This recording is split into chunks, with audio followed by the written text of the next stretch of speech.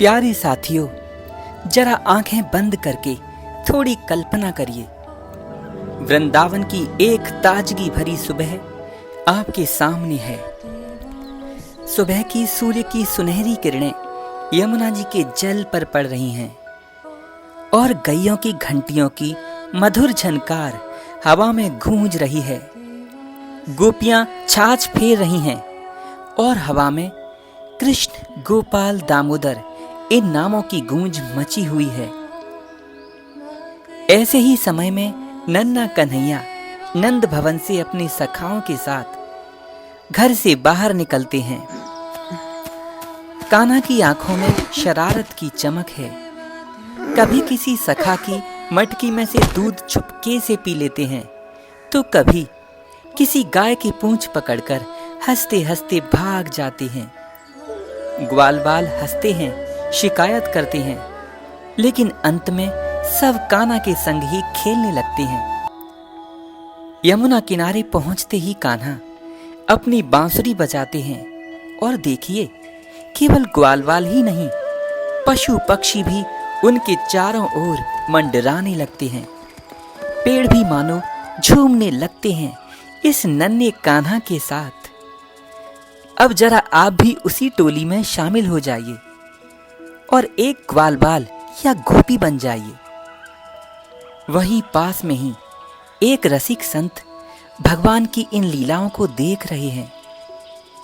उन्होंने मुस्कुराकर ये शिक्षा दी, देखो, ये बालक, ये ग्वालबाल हमें जीवन का गहरा संकेत दे रहे हैं। जीवन को बहुत गंभीर मत बनाइए।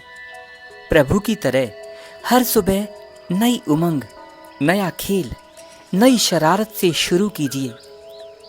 जब हम जीवन को खेल मानते हैं और भगवान को अपने से आगे मानते हैं, तब कठिनाई भी बोझ नहीं लगती, बल्कि सीख बन जाती है। देखो, ये बालकृष्ण हमें सिखाते हैं कि सुबह केवल शरीर जगाने का समय नहीं है, बल्कि ये हृदय की प्रेम को बढ़ाने का, आत्मा को जगाने का अवसर है। यदि सुबह प्रभु का स्मरण किया जाए, उनकी ऐसी ही लीला का चिंतन किया जाए और उसमें प्रवेश किया जाए, तो आपका दिन ही नहीं, सारा जीवन आनंदमय और प्रेममय हो जाएगा। जीवन की नीरसता चली जाएगी। अरे, अपने को जरा कृष्ण की भक्ति रूपी रस में डुबोकर तो देखिए। ये नन्हा कान्हा आपको भी प्रेममय बना देगा। कन्हई की नटखट सुबह हमें ये याद दिलाती है कि सुबह का समय बहुत मूल्यवान है।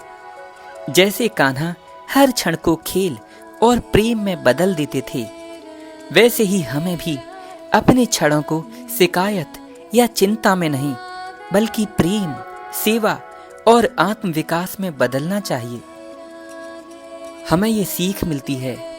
तो मित्रों, सुबह उठकर मोबाइल नहीं, चिंता नहीं, बल्कि कान्हा की लीला का चिंतन करना है, उसमें प्रवेश कर जाना है। आइए हम सब एक संकल्प करते हैं।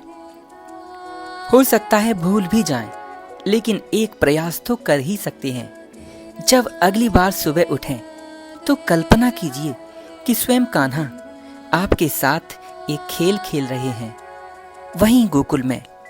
और वो गोकुल बाहर नहीं, आपके हृदय में ही है। जरा प्रवेश तो करिए। जय श्री हरि, जय श्री कृष्ण।